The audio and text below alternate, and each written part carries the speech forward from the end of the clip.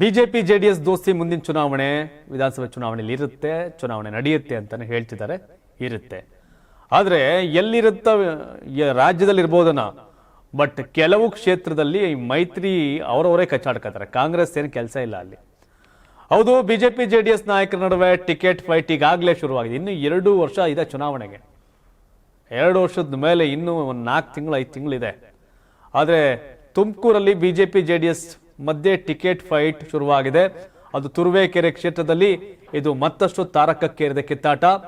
ಮಾಜಿ ಶಾಸಕ ಬಿಜೆಪಿಯ ಮಸಾಲಾ ಜೈರಾಮ್, ಜೆಡಿಎಸ್ನ ಹಾಲಿ ಶಾಸಕ ಎಂಟಿ ಕೃಷ್ಣಪ್ಪ ನಡುವೆ ನಾನೇ ಅಭ್ಯರ್ಥಿ ಅಂತ ಆ ಪೈಪೋಟಿ ಶುರುವಾಗಿದೆ. ಈಗ ಮಸಾಲೆ ಜೈರಾಮ್ ಹಾಲಿಯಲ್ಲಿ ಶಾಸಕರಿದ್ದಾರೆ. ಈಗ ಯಾರು? ಎಂಟಿ ಕೃಷ್ಣಪ್ಪ ಅವರು ಜೆಡಿಎಸ್ ಇಂದ. ಅದು 2028ಕ್ಕೂ ದೂರ ಇದೆ, 2 ವರ್ಷ ಇದೆ. ಆದ್ರೆ ಈಗಲೇ ನನಗೆ ಟಿಕೆಟ್, ನಾನೇ ಕಂಟೆಸ್ಟ್ ಮಾಡ್ತೀನಿ ಅನ್ನೋದು ಮಸಾಲೆ ಜೈರಾಮ್ ಅವರ ಮಾತು.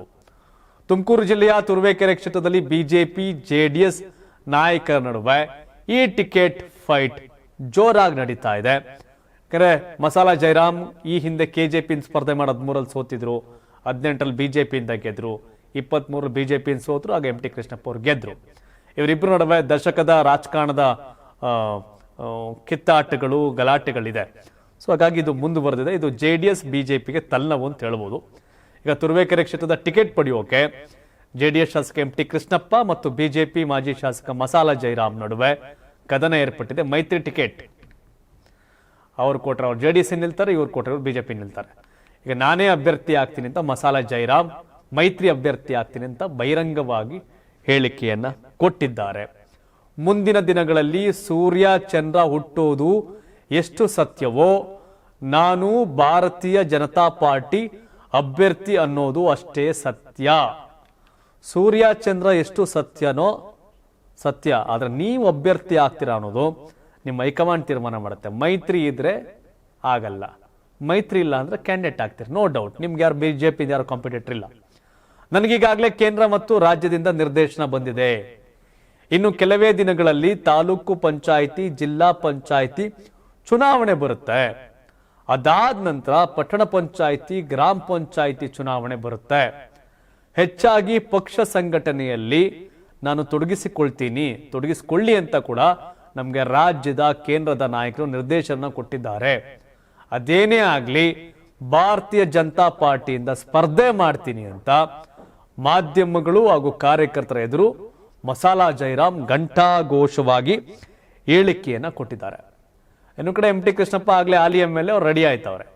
ಉಭಯ ನಾಯಕರ ನಡುವಿನ ಟಿಕೆಟ್ ಫೈಟಿಂಗ್ ಹೀಗೆ ಮುಂದುವರೆದ್ರೆ ಎರಡೂ ಪಕ್ಷಕ್ಕೆ ನಷ್ಟವಾಗುವ ಸಾಧ್ಯತೆ ಇದೆ ಅನ್ನೋದು ಒಂದಷ್ಟು ಜನರ ಅಭಿಪ್ರಾಯ.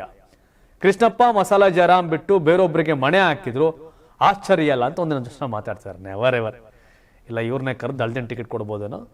ಮೈತ್ರಿ ಇದ್ರೆ ಆ ಕ್ಷೇತ್ರ ತುರುವೇಕೆರೆ, ಮೈತ್ರಿ ಇದ್ದರೆ ಜೆಡಿಎಸ್ ಬಿಜೆಪಿ ಮೈತ್ರಿ ಇದ್ರೆ ತುರುವೇಕೆರೆ ಕ್ಷೇತ್ರ ಜೆಡಿಎಸ್ ಬಿಟ್ಕೊಡ್ತಾರೆ. ಅಂತಿಮವಾಗಿ ಈಗ ಇವ್ರು ಇರೋದಕ್ಕಂತೂ ಕಿತ್ಕೊಳ್ಳಕ್ಕಾಗಲ್ಲ ಜೆಡಿಎಸ್ ಇಂದ. ಬೇಕಾದ್ರೆ ಬಿಜೆಪಿಗೆ ಮೊನ್ನೆ ಲೋಕಸಭೆ ಚುನಾವಣೆಯಲ್ಲಿ MP ಇದ್ದಿದ್ದು ಕೇವಲ ಜೆಡಿಎಸ್ ಹಾಸನ ಮಾತ್ರ. ಕೋಲಾರ ಬಿಜೆಪಿ MP ಇದ್ರು ಅದೊಂದು ದಳಕ್ಕೆ ಕೊಟ್ರು. ಮಂಡ್ಯ ಇಂಡಿಪೆಂಡೆಂಟ್ ಬಿಜೆಪಿ ಬೆಂಬಲಿತ MP ಇದ್ರು ಕೂಡ ಅದನ್ನು ಜೆಡಿಎಸ್ ಕೊಟ್ರು. ಸೊ ಹೀಗಾಗಿ ಜೆಡಿಎಸ್ ಕ್ಷೇತ್ರಗಳನ್ನ ತೆಗೆದುಕೊಳ್ಳುವಲ್ಲಿ ಒಂದು ಸಕ್ಸಸ್ ಆಗ್ಬೋದನು. ಹಾಗಾಗಿ ಮೈತ್ರಿ ಇದ್ರೆ ಮಸಾಲಾ ಜೈರಾಮ್ ಅವ್ರಿಗೆ ಬಿಜೆಪಿ ಟಿಕೆಟ್ ಇರಲ್ಲ, ಮೈತ್ರಿ ಇಲ್ಲ ಅಂದ್ರೆ ಮಸಾಲಾ ಜೈರಾಮ್ ಅವರೇ ಬಿಜೆಪಿ ಅಭ್ಯರ್ಥಿ.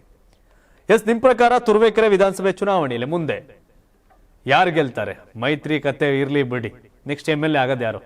ಮಸಾಲಾ ಜೈರಾಮ್ ಅವರ, ಎಂಟಿ ಕೃಷ್ಣಪ್ಪ ಅವರ, ಅಥವಾ ಬೆಮೆಲ್ ಕಾಂತರಾಜು ಕಾಂಗ್ರೆಸ್ ನಿಂತಿದ್ರು ಅವ್ರೇನಾರು ಗೆಲ್ತಾರ? ತಮ್ಮ ಅಭಿಪ್ರಾಯವನ್ನ ಕಾಮೆಂಟ್ ಮಾಡಿ. ಧನ್ಯವಾದ. ಇದು ಕರ್ನಾಟಕ ಟಿವಿ, ಕನ್ನಡಿಗರ ಧ್ವನಿ.